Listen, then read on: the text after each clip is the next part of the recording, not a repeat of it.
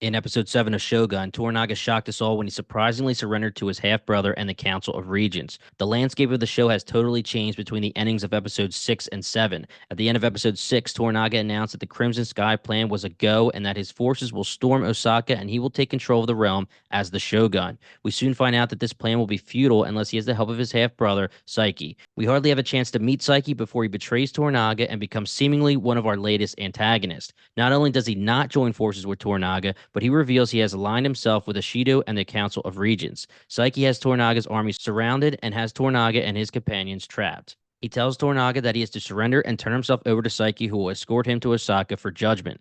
Throughout the episode, many of Toranaga's closest allies wonder what decision he will make and if he has a plan. Lady Jin asks Toranaga for a stick of his time, and even she asks how he let himself fall into this trap and let his already decimated army be surprised by his brother.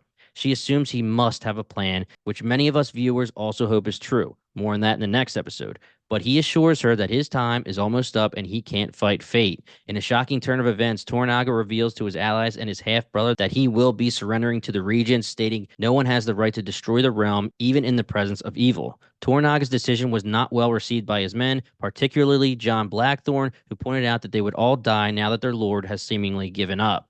Nagakado, just like John and many of Toranaga's advisors, could not accept that his father was going to surrender. With the help of Lady Kiku, who was spending the night with Saeki as his courtesan, Nagakado and his men ambushed Saeki in an attempt to assassinate him. Some of Saeki's samurai were killed, and Nagakado came very close to killing his uncle, but as he raised his arm to deal the final blow, he slips and he falls, hitting his head on a rock, leading to one of the saddest and most tragic deaths in Shogun so far. It is not made clear who else was privy to the plan to attack Saeki that night, but it is safe to say Lord Toranaga was not a part of this plan.